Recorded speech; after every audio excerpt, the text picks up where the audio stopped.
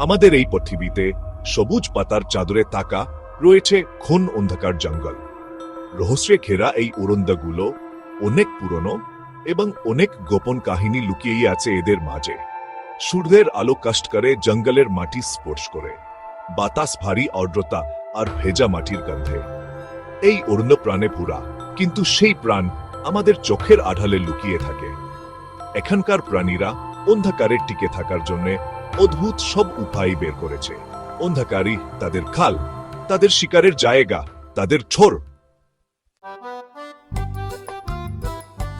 এমনি এক বাসিন্দা হলো ধুজিয়াটে চিতা। এই সুন্দর বিড়াল তার মনোমুগ্ধকর ছোপ ছোপ বাইরের আবরণ নিয়ে ছদ্মবেশের জন্য খুবই দক্ষ।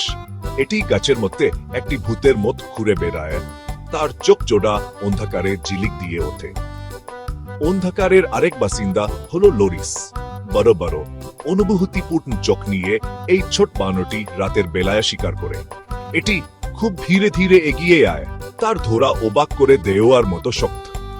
জঙ্গল শব্দের এক সুরেলা মিশ্রণে পুরা।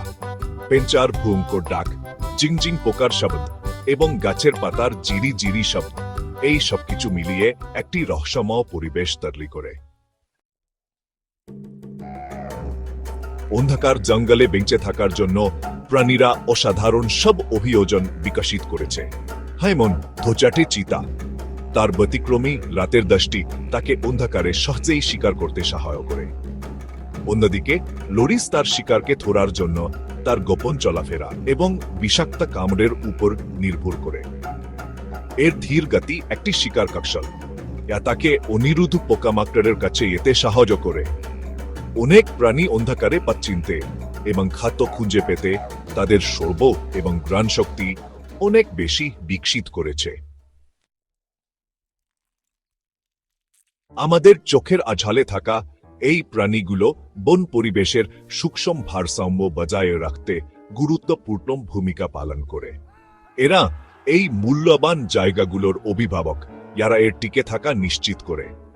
এই প্রাণী এবং তাদের বাসস্থান রক্ষা করা আমাদের দায়িত্ব। তাদের এই অন্য অভিযোজন এবং তারা হে সব প্রতিকূলতার সম্মুখীন হয় তা বুঝতে পারলে আমরা প্রকৃতির বিস্ময়কর সৃষ্টির প্রতি আরো বেশি কৃতজ্ঞ হতে পারব।